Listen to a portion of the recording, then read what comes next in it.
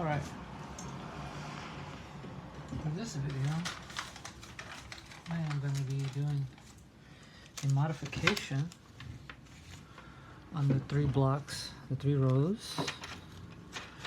I'm going to be upgrading some octaves to be creating the Steve Jordan jazz tuning as so recognizably known. My father's tuning, applying octaves to the three blocks, which are called burros. But at the same time, I'm going to also be doing a replacement reed for the 3rd row, which is the F block. So that's what I'll be doing, and yeah, I'll go ahead and run you through this video, and I'll be using time lapse. So I have my single reed, and then I have the modification reeds that I need once I'm ready for that step. So first I'm going to go ahead and replace, I'm going to put these over here. I'm going to go ahead and replace the single reed. Go ahead and get that started. So there we go. So this is the 3rd block, which is the F row on a GCF accordion, and I'm going to be replacing this reed right here with this one. This is an older reed, and yeah, I'm going to be go ahead and getting that removed, and then putting this reed on there and resealing it. And since I have the accordion open, I can also go ahead and get to these octaves, and yeah, that'll be the next step. So let me go ahead and do that. And I will be using a razor blade, and then I have a soldering tool that I'll be using to reseal the beeswax on the block. I also have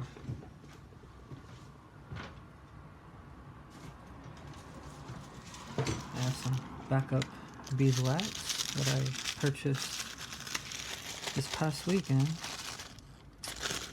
at the Eugene Saturday Market for $5. It's always good to have this on hand. And yeah.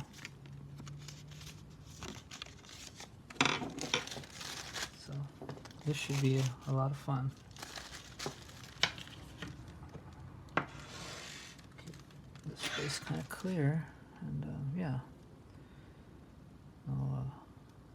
I'll use this if I need it, in case of once it comes time for that. So right now I'm getting my razor blade. Definitely always gotta be careful not to cut myself. Actually, I'll probably use a different razor blade because these are actually a lot sharper.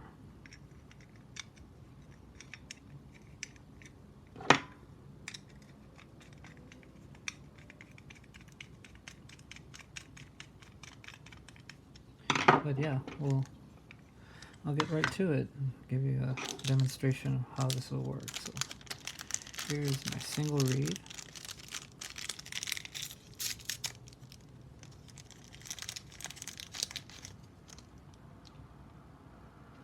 Brand new. Match that.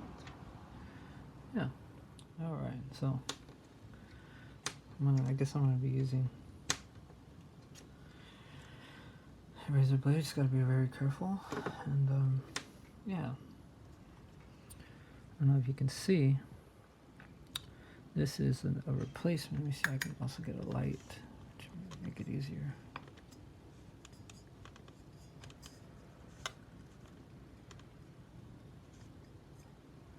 So a while back I replaced a broken reed. See, this is the clean one. I don't know if you can see it. I'll get it closer, but this is a replacement reed, an older reed. So I'm going to go ahead and put this one where this one goes. And also, you got to make sure that it's facing the right way. So I usually test that it's the same note on the outsides. And then I'll find that same note. There it is. So this reed will go exactly the way that is right there. So let's get going.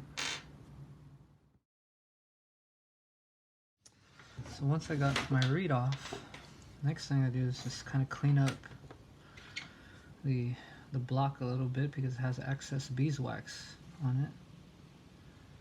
So I just carefully remove, because I'm going to be resealing it, so I'm going to be putting fresh beeswax. I can even use my fingers to kind of pull off any excess beeswax that's on here. And the excess, you want to make sure that there's nothing on the inside. Always keep it clean. That's where the air flows, through the block. So I'm just carefully just taking off any beeswax that I can. It's not. And this is kind of a sloppy job on my end as far as adding too much beeswax. In reality, you don't really need too much, but at the same time, you want to make, one wants to make sure that the reeds are pretty sealed on the block, so that there's no air leakage. Because you'll definitely hear it. And on this one, I just got to be careful on this second reed that's not. I'm not going off, but at the same time with my my soldering, I use an old soldering gun to melt the beeswax, and yeah, so I want to make sure that it's not too much. So I just carefully remove. See, this is all extra beeswax. It probably shouldn't have to be on there, but like I said, it's better safe than sorry.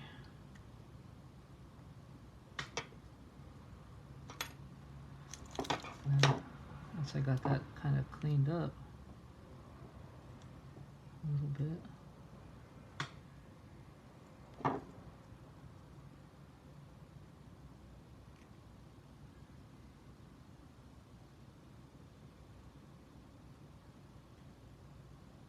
alcohol works good too to remove beeswax, like excess beeswax. So if you feel that you want to get, like a little rag like this, and and get some alcohol, and you can also clean off if the beeswax is being really stubborn as far as to the wood, and you want to make sure you have a clean slate, because this reed, since it's already facing upwards, it's going to go just like that, right there, perfectly. You can see. Another way to make sure that it's on there good is by looking on the inside. And if you can eye on the inside of the hole, you can see if there's any air gaps and stuff. Like right now I can clearly see, I don't know if you can see that with the camera, but if you were to put a light underneath, you can see if there's any gaps. So that's the other thing too, is when you're sealing it, you want to make sure that there's no air gaps and that the reed is perfectly placed over the right spot. And you just push down with some pressure, and that's it. That's how you replace it. Tuning it is another thing, but that's pretty much it. And so now I can go ahead and add fresh beeswax here, here, and here. And then maybe even a little bit back on the inside between these two, so that when it seals, it'll seal completely around. So, yeah. Let me go ahead and get that going, and I'll explain some more.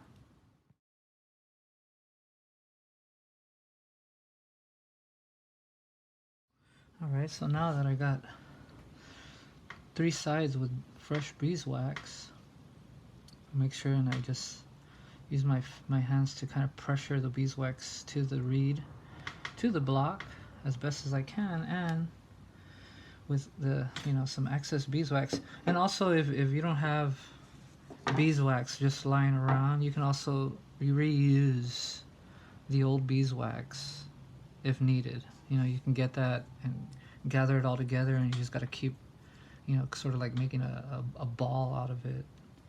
And yeah, you know, of course you want to always, you know, also you're gonna want clean beeswax, because also the beeswax tends to get pretty dirty, you know, with especially with air and things that are passing through the accordion. And sometimes, you know, that beeswax just kind of has things on it.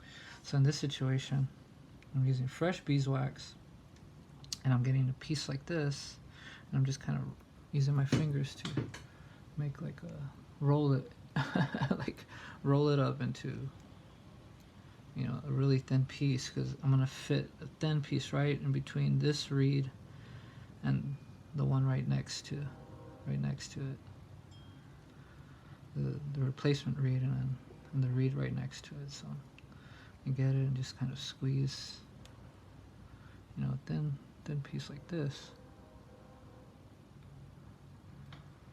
Let's see. And then go ahead and just fit it right in between there.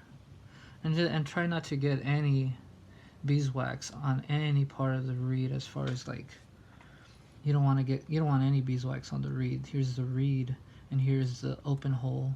So you want to just kind of be right in that little sweet spot as best as you can. And if it's too much beeswax, of course, just thin it out, because that'll definitely and then just in case also, in case if you do get beeswax, you happen to get beeswax on the reed anywhere that it's not supposed to be, you can always use alcohol. Alcohol will remove it, and it'll, you know, alcohol's your friend when it comes to, you know, with the beeswax. You know, you don't want to get it excessively on the reed, but it's okay, you know, just like along the lining here. That's just fine. And also when you're melting it, it'll melt down into the grooves of around the reed. So, you know, being very careful with it. All right. So now that I have that set, I just want to make sure that it's on there pretty well, and I can quickly test it like this. There it is. It's perfect pitch. Sounds like one reed. And you don't want to do that too much also, because the breath also carries a lot of moisture, and if you know, these are steel reeds, so if you get them wet, they can rust. So that's one of the little tricks. I mean, if you have to, I mean, some people have machines that can blow out constant air that's regulated. You know, most repairmen have that, but of course this is the way I learned from doing it out, and the way I learned, you know, is pretty much between performances with my father. So I only had like 15 minutes to get this done, if that was the case, depending on whatever the thing may be. A reed can be out of tune, or the reed broke, and you know, you have to just replace it right then and there, or sometimes you just have no time, you don't have a replacement, so you just kind of have to cover it up. So those are all different tricks, just in case, you know, when performing. But that's a whole other thing. That's how I had to learn. out in the field. So now that I have my wax on here, you can clearly see I have wax here, here, here, and then right in between these two reeds. So now I'll go ahead and get my soldering tool warming up, and yeah, I'll take you to the next process.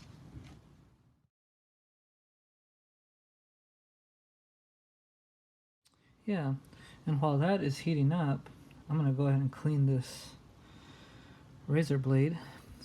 It's actually the razor blades that have, I forget what they're called, but these are, you know, of course, like box cutting blades, but they're razor blades that actually have a, I mean, you can use any type of blade, whatever is more safe, or actually.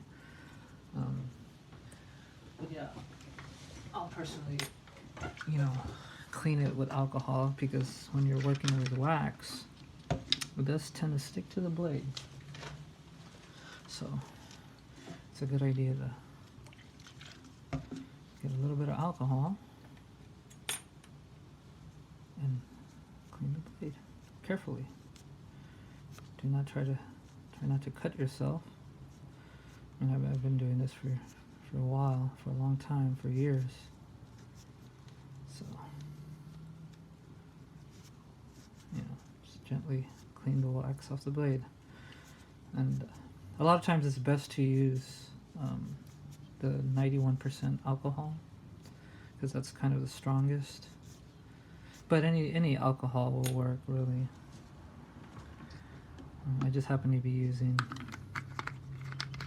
91% alcohol, so put that over here. Okay. So now that's heated up. I'll go ahead and seal this reed, since it's finally replaced. So what I'm going to do is I'm just going to carefully,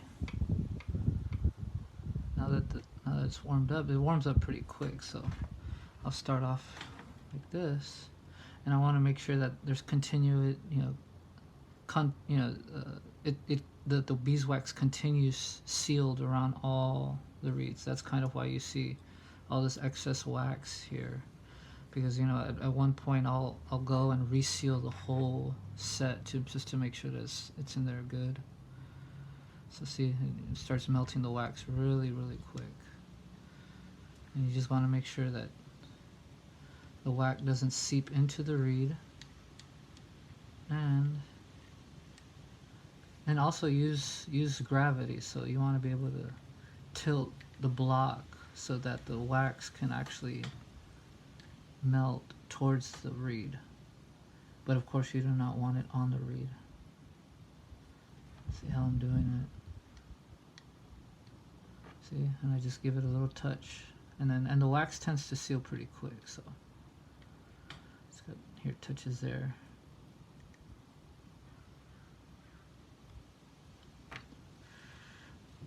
So now I do a little bit right on the inside, so I just use the tip of the soldering, and just like that.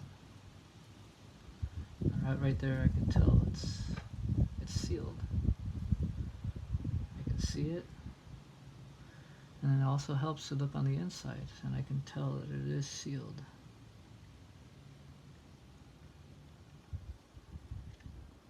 And I'm sure there's, you know, other people have other methods, but yeah, this is just the way I do it.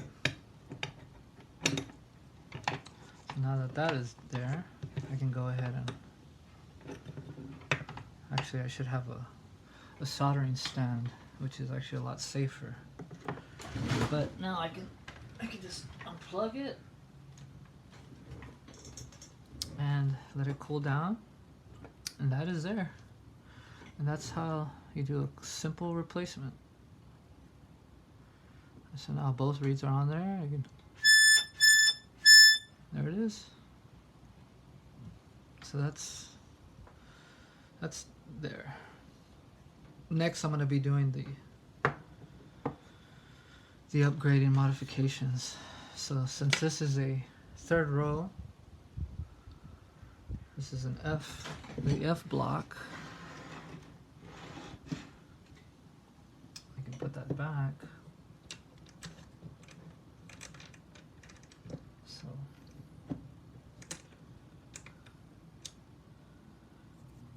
make sure, and usually these nowadays, Horner,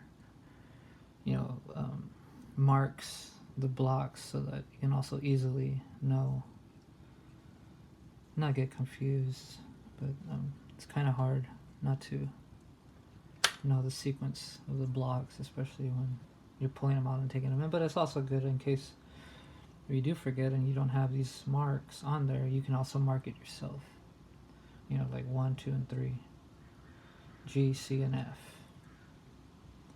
So now with these blocks, I'm going to be adding octave upgrades to these 3 reeds. And yeah, so this is going to be my G row. So I have 3 reeds in here that are the exact octaves of these 3. One side will be the same, the lower octaves, and then these 3 would be the exact note, but just the higher octave, in and out. So that's also important to make sure to know which note is which, and make sure that you have the right reeds and the right octaves.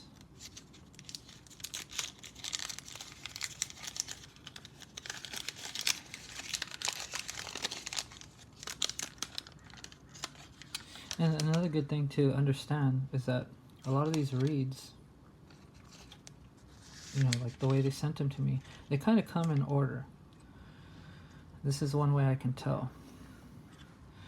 By just hearing that note, I'm going to look for that same note, but just an octave higher. See, that's not it. That's not it. That's not it. So I assume, since these go from low to high, I don't know if you can see that. Since these go from low to high, I'm going to assume, since it doesn't, it's none of these notes. Da, da, da. I'm going to assume that they're flipped. So I'm going to go ahead and flip them. And remember, this is from low to high. So, da, da, da. There it is. There it is. Alright. So there. So in this facing upward, these 3 reeds facing upward are these 3 exact reeds right here. So I'm going to be removing these 3 and replacing them with these 3. So, but the difference is that the holes on these are pretty much already cut out for these size reeds. So in case, for example, this reed seems to be the same size. If you match it up, they seem to be kind of the same size. There's just only a small difference in length with the reed, as you can see. So if there's actually a gap or anything there, then I might use maybe like a piece of leather, or if it still fits flush around the hole of the block, I might just use wax to seal it, and you won't really necessarily have to fit like a piece of wood or a piece of leather in there to compensate for the gap, if that makes any sense. So maybe I should do a before and after also, so that you can hear the difference. I might just do that. So let me go ahead, since the blocks are already put together, I'm going to go ahead and put the accordion together and do a little quick run so you can get some audio and hear the difference of the before and after. All right.